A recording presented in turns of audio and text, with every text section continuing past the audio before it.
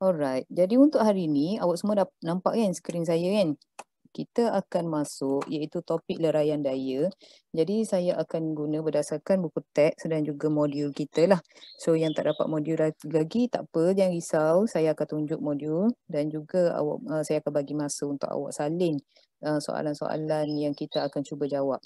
Okey, kita tengok untuk bab leraian daya. Sebelum ni kita belajar tentang daya paduan iaitu hasil tambah dua daya kan ataupun satu daya tunggal berdasarkan hasil tambah dua daya vektor tadi. So sekarang ni kita ada leraian daya. Jadi leraian daya ni kalau kita perhatikan, okey, bermaksud satu daya tunggal kita leraikan kepada komponen-komponen daya yang lain. Itu adalah leraian daya.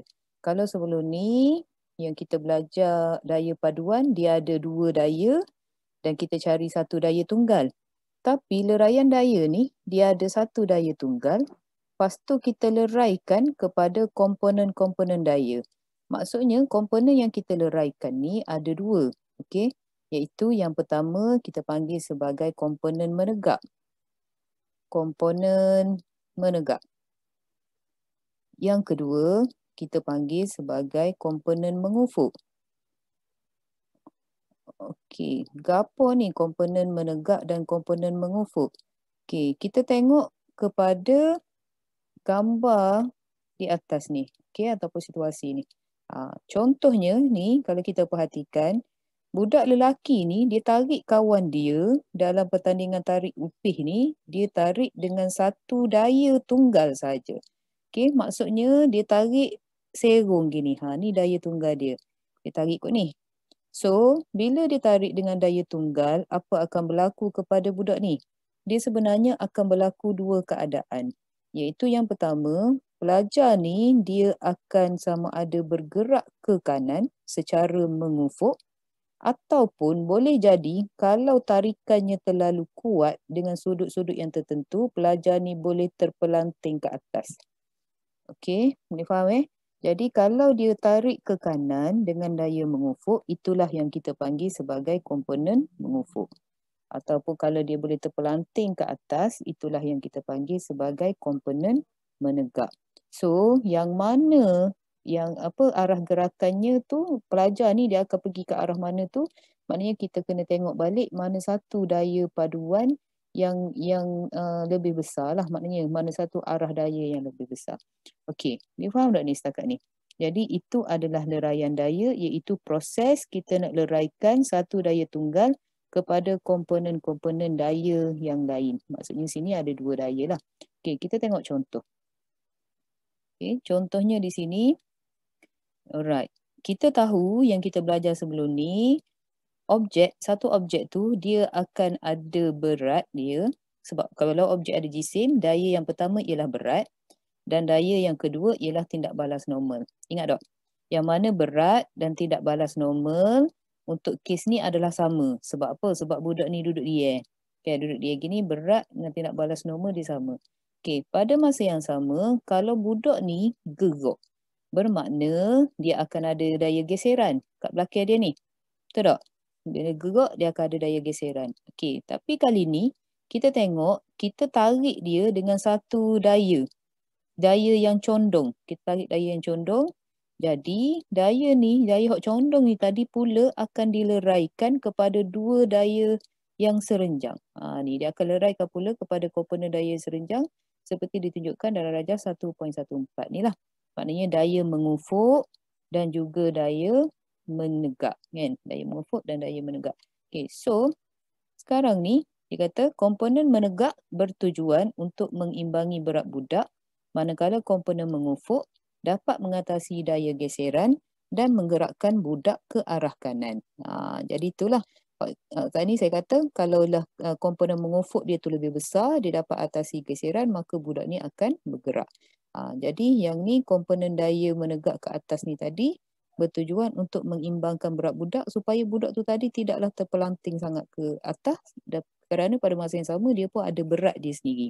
Jadi macam mana kita nak kira magnitude ataupun nilai komponen mengufuk dan juga komponen menegak ni tadi? Okey, dia nampak macam complicated tapi dia sebenarnya tidaklah complicated. Kita hanya guna teorem Pythagoras. Ingat lagi dok teorem Pythagoras? Okay, so teorem Pythagoras secara basically-nya, kalau ingat dulu, kita mesti ada segitiga, kan? Segitiga bersudut tegak. Okay, 90 darjah. Pada segitiga ni tadi, dia akan letaklah salah satu sudut je. Tak kisahlah kat mana, kat atas ke, kat bawah ke dan sebagainya. Okay, let's say lah segitiga ni diletak kat atas. Dengan sudut, segitiga pula, sudut di atas dengan sudut theta. Okay, dan andai katalah dia bagi nilai segitiga ni, sini nilai A, sini nilai B, sini nilai C. Dan kita tahu kalau segitiga bersudut tegak, maka hak garisan paling panjang ni kita panggil sebagai hypotenuse. Betul tak? Ingat tak? Hypotenuse, garisan paling panjang. Dan mana kita tahu, nak dapatkan nilai hypotenuse, iaitu C, ialah, kan nak kira C, ingat tak? Matematik ni. A kuasa 2 A kuasa 2 tambah tambah B kuasa 2 B kuasa 2. Ada lagi soal lagi, jangan lupa. kuasa. Ya, betul. Punca kuasa 2, A kuasa 2 tambah B kuasa 2. Kau nak dapat C. Kalau dapat C kuasa 2, baru A kuasa 2 tambah B kuasa 2 sahaja. Faham tak? Ni C. So, tu nak dapatkan C. Kalau nak dapat A, lagu mana? Ingat tak? Punca kuasa 2, B kuasa 2, tolak B kuasa 2. Okey, bagus ingat. Kalau nak dapatkan B, punca kuasa 2, C kuasa 2, tolak A kuasa 2. Okey, saya harap yang tak menyampuk tu, tak berjawab tu, boleh faham lah dah benda ni. Okey, so ni hypotenuse A, B, C. Selain daripada benda ni, kita juga boleh tengok kepada sudut. Betul tak? Kita nak kira sudut. Sudut ataupun panjang ABC, bila diberi nilai sudut di situ, dia tak bagi nilai panjang, dia bagi nilai sudut. Sebagai contoh, macam mana kita nak tahu sin theta? Ingat tak? Sin theta ialah sudut duduk sini. Tegak dengan dia ataupun setentang dengan dia dengan hypotenuse. Betul tak? Sin theta ialah B per C. Cos theta sama dengan, ingat tak? A per C. Dan tangent theta ialah B per A. Saya terus bagi nilai sebab saya sebenarnya awak pun faham kan. Saya tak suka awak cuma menghafal. Maknanya awak hafal kan. Biasanya pelajar kalau saya tanya sin theta apa? Setentang per hypotenuse. Lepas tu dia pun cari mana setentang. Dok. Dia sebenarnya gini. Mata awak tu kena terus tengok pada sudut ni theta. Sin terus tengok depan dia. Oh setentang sin. Pap terus ambil nilai B per C. Cos ambil sebelah dia pula A per C. Tangent. Tengok straight pula B per A. Gitu lah. Boleh faham tak? Jadi awak kena latih mata awak. Contohnya, kalau saya buat segitiga lain kat sini. Okey, saya bagi nilai lah sini. X, Y, Z. Sekarang ni saya ubah sudut saya. Theta duduk sini. Macam saya royak. Nampak je sudut theta duduk sini. Terus mata tengok theta ni. Kalau soalan tanya, sin theta. Harap-harap terus dapat jawab. Sin theta. Terus tengok depan dia. Iaitu X per Z. Betul tak? Okey. Tengok pula cos theta. Tadi sin theta. So, cos theta ialah, tengok tepi dia pula. Cos theta Y per Z. Tangent theta ialah X per Y. Boleh faham tak? Jadi kita latih mata kita bukan sekadar menghafal. Bawah hafal. Kalau menengah rendah dulu awak hafal setentang per hypotenuse. Sebelah per hypotenuse. Sebab saya jumpa selalu saya akan jumpa pelajar sin theta ditulis dulu. ST per hip. Allah. Lepas tu SB per hip. Lambat tau. Lambat. Awak nak kira banyak lagi benda di sini. So, ini adalah teorem Pythagoras. Jadi, macam mana kita nak kira? Okey, dia sebenarnya gini. Benda ni ditarik ke arah kanan. Okey, saya buat sini balik Kotak ni ditarik dengan satu daya tunggal ke atas. Kini, serong ke kanan lah kita kata. Ke kanan. So, apa akan berlaku kepada daya ni tadi? Daya ni tadi akan dileraikan kepada dua keadaan, iaitu dia akan dileraikan secara mengufuk masih lagi ke kanan sebab objek ni mungkin akan ditarik ke kanan. Betul tak? Kita tarik kot ni, okeylah tiba-tiba objek geruk ke kiri. Pelik tu gitu. So dia akan ditarik ke kanan dengan fx ataupun mungkin dia akan ditarik ke atas dengan fy. Sebab apa kita pakai fx dengan fy? Ingat, kita pakai matematik, kalau garis mengufuk paksi x, garis menenggak paksi y. Dia sama je. Mazhab kita sama. Mazhab matematik, mazhab fizik sama. Cuma ulama' je lain-lain. Ingat gitu. So, macam mana kita nak kira fx? Kita kena tengok sudut yang dia letak. Sebagai contoh, sini dia letak sudut sini, theta. Jadi kalau kita buat segitiga sini, okay, kita tengok sin theta. Sin theta, mata tengok sini. Sini adalah fy. Saya pindah ni. Boleh pindah, tak ada masalah. Okey, macam mana kita nak pindah benda ni? Kita kena ingat segitiga dia tu akan jadi satu garisan. Maksudnya arah yang sama. Okey, maksudnya gini. Okey, kalau saya buat segitiga, saya buat segitiga, dia akan jadi gini, gini, gini. Hak ni daya paduan saya, F ni saat ni. Hak ni F ni. So, X ke mana? X kot ni. Fx. Y kot mana? Y kot ni. Fy. Apa maksud saya dia macam jadi satu arah? Gini, dia start sini, pergi ke kanan, naik ke atas. Samalah seolah-olah seperti dari sini terus straight pergi ke atas. Boleh faham tak ni? Hak ni dulu. Sebab kalau kertas satu, dia akan tanya kita arah anak panah ni.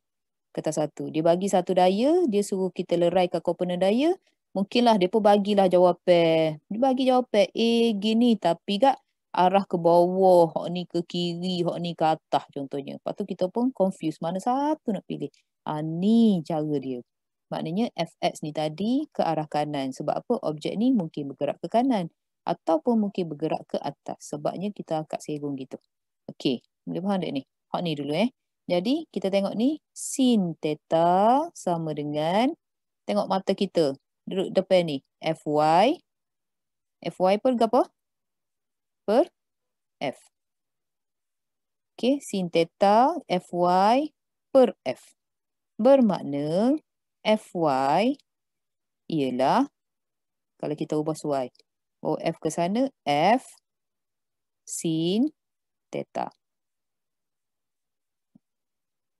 Okey. Jatuh pen.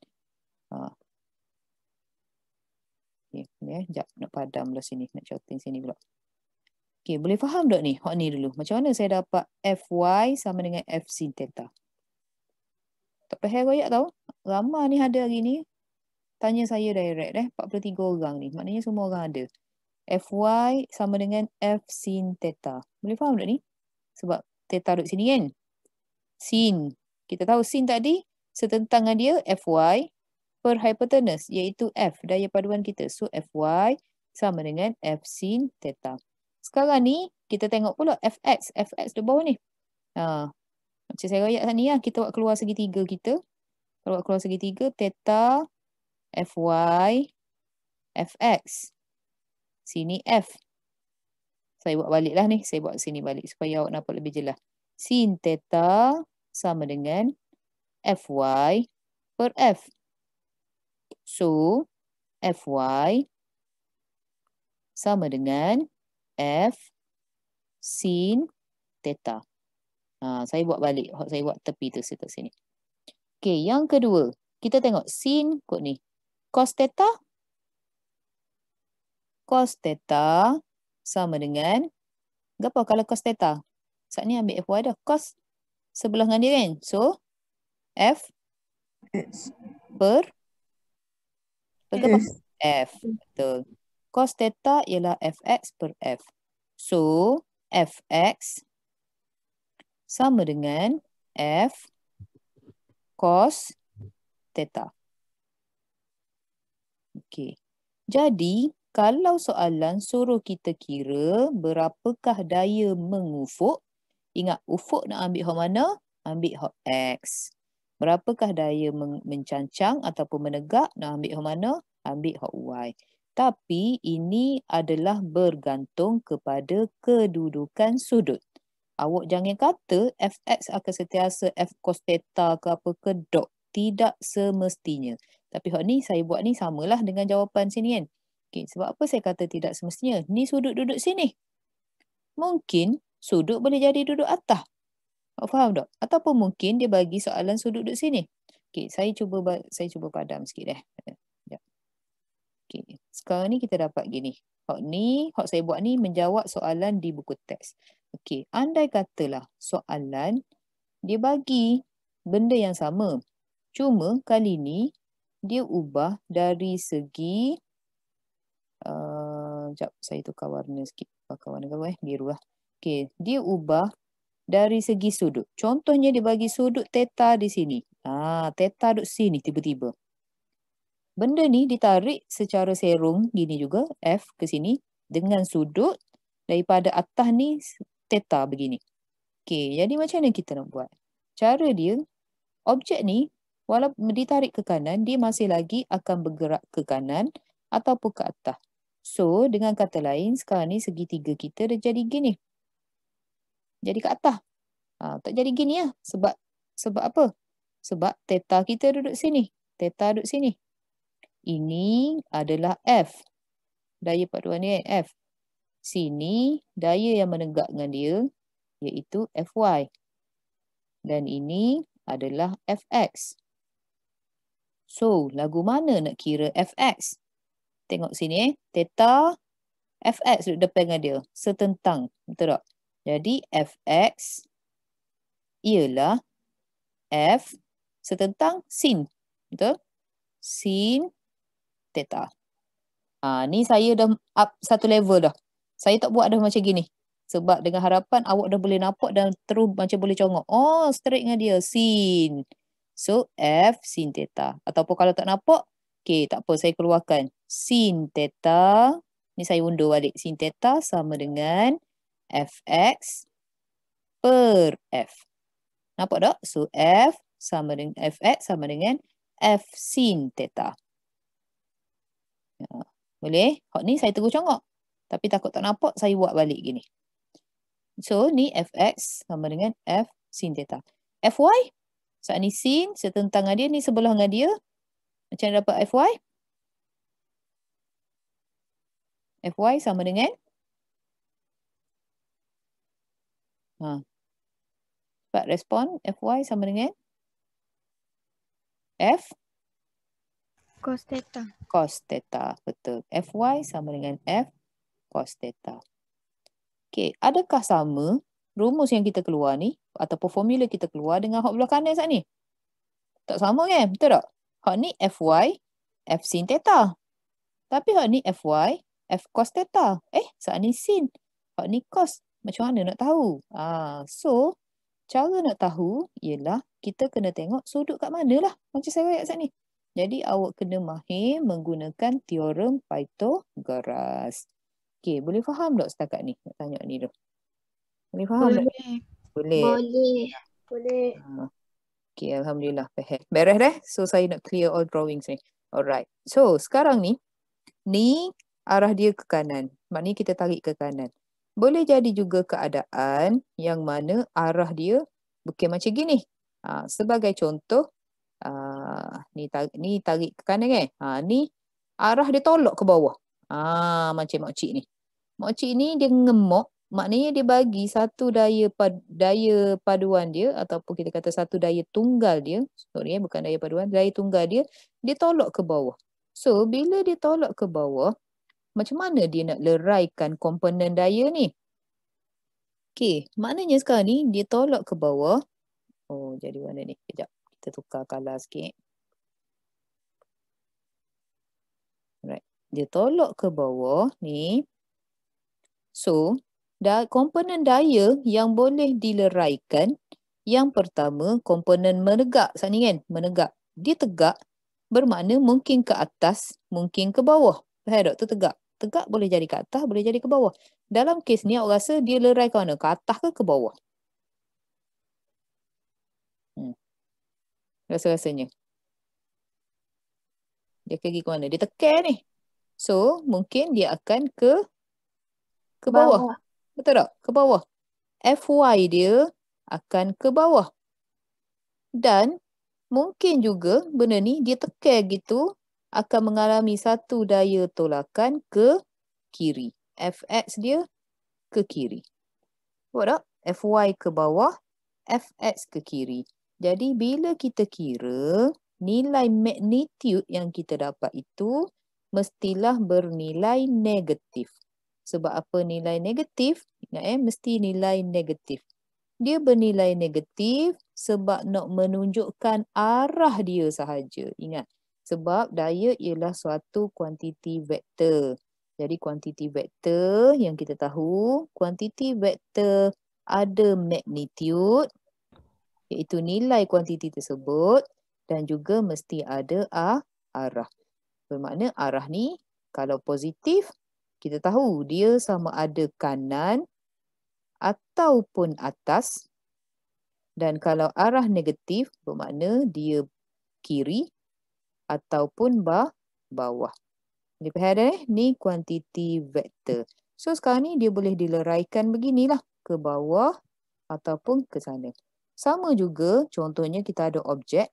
Saya tulis kat sini pula. Ditarik ke arah serong begini. So bila dia ditarik ke arah serong begitu, lagu mana komponen daya dia yang akan dileraikan? Komponen menegak dia akan lerai ke mana kalau komponen menegak? Komponen menegak lerai ke mana? Ke atas ke bawah? Atas. Ya, betul. Ke atas. Iaitu F ke apa? Fx ke Fy? Fy, bagus. Dan komponen daya mengufuk dia ke mana? Ke kanan ke kiri? Kiri. So, ke kiri dia adalah Fs. Maknanya, kita kena tahu, okey, nilai Fy akan dapat positif, nilai Fx nanti akan dapat negatif ke kiri. Ataupun kalau kita tak bagi nilai negatif pun tak apa sebenarnya. Kita bagi je jawapan biasa. Cuma dalam pengiraan kalau nak kira untuk tambah-tambah dapat daya paduan dan sebagainya, baru dia akan ambil lah. Janji kita tahu arah dia. Arah dia ke kiri. Dan kalau kita tengok ni pun, ingat macam saya tadi, dia akan jadi satu segitiga kalau kita sambung Fy sini. Okay. Tengok arah dia. Kiri naik ke atas. So, samalah dengan arah daya paduan. Dia berhenti di tempat yang sama. Jadi, betul lah gambar awak tu. Okey. Boleh faham ni? Boleh? Sebab saya nak masuk kepada modul kita. Okey, dalam modul kita tu ada beberapa contoh dan juga latihan yang kita boleh guna. Ada soalan tak nak tanya setakat ni? Boleh faham Okey, saya clear all my drawings. Sekejap. Saya share.